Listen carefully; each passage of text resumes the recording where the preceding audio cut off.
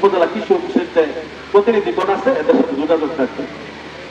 আর সরিষা চাষ এখানে অলরেডি বলেছে সয়াবিন তেলের যে ক্ষতিকর প্রভাব, সয়াবিনের যে বাজার মূল্য সেই অনুযায়ী সয়াবিন তেলের দাম আরো অনেক বেশি হওয়ার কথা, কিন্তু তার মানে যেহেতু কম দামে পাওয়া যাচ্ছে তার মানে 5 লিটার সয়াবিন তেল 5 কেজি সয়াবিনেরই তো অনেক দাম, তাই না? এটা আবার ভাঙানো হয়, প্রসেস করতে হয়, তাহলে এই দামে কিভাবে দেয়? এই সয়াবিন তেল আসলে সয়াবিন না, এর সাথে পাম অয়েল বা অন্যান্য কেমিক্যাল মিশায়। সেই জন্য কিন্তু এই যে উনি বলেছেন যে ইন্ডিয়া চিকিৎসা যাওয়ার পরে কিন্তু বলে যে আপনারা সয়াবিন তেল খেয়ে অসুস্থ হয়ে ইন্ডিয়াতে চিকিৎসা চলে গেছেন। আরেকজন বলছে যে ডায়াবেটিস, প্রেশার, হ্যাঁ আমাদের হার্টের সমস্যা ইত্যাদি কিন্তু সমস্যা সৃষ্টি হয়। এই জন্য খাঁটি সরিষা উৎপাদন করতে হবে। আবার আমরা কৃষক ভাইদের দেখছি যে উৎপাদন করে পরে আবার বিক্রি করে দেয়। বিক্রি করবেন আপনার প্রয়োজনীয় যেটুকু খাওয়ার জন্য লাগে 1-2 মণ রেখে বাকিটা বিক্রি করবেন, তাহলে আপনার খাওয়া হবে, আপনার স্বাস্থ্যটা ভালো থাকবে, সেটাই করতে হবে।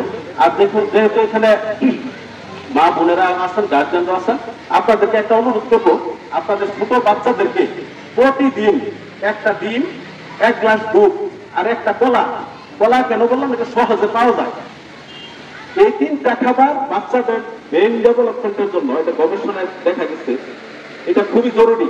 আপনারা এটা কিন্তু করতে হবে।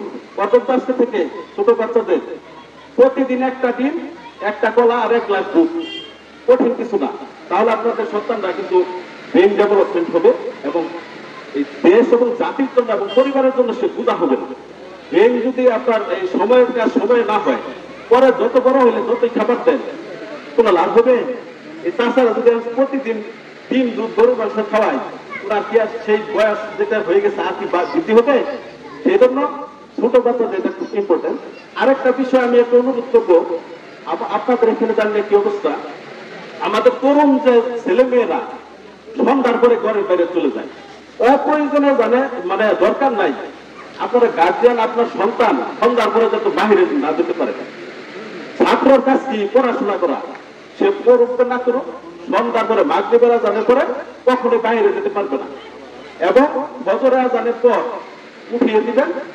এই 2টা কাজ যদি করতে পারেন, আপনার সন্তান ভালো পড়াশোনায় শিক্ষিত হবে এবং সে ভালো করবে নিশ্চিন্তে। আপনি আমার কথা যদি না হয় তাহলে আপনি লিখে রাখেন, এই জিনিসটা যদি মানতে পারেন যে সন্ধ্যার পরে আপনার সন্তানকে বাইরে যেতে দিবেন না এবং ফজরের আজানের পর তাকে উঠিয়ে দিবেন, সে পড়াশোনা করবে। এই 2টা কাজ যদি করতে পারেন, কিন্তু অনেক গার্জিয়ান আছে সচেতন, আবার অনেকে আছে পারে না, কিন্তু এটা করতে হবে, তাহলে আপনার সন্তান সুশিক্ষায় শিক্ষিত হবে। যেহেতু সময়ের কি আছে সেজন্য আমি বেশি কথা বলবো না। আরেকটা বিষয়, আমরা কিন্তু প্রচুর পরিমাণে কার্বোহাইড্রেট খাই, কিন্তু আমরা শাকসবজি ফলমূল খাই না।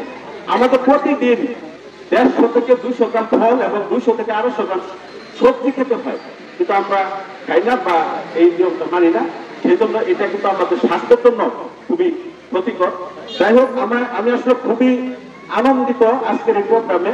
আমি ধন্যবাদ জানাই উপজেলা কৃষি অফিসার মুশফিকুল হক এবং তার যে টিম, উপসহকারী কৃষি কর্মকর্তা বৃন্দ, এইও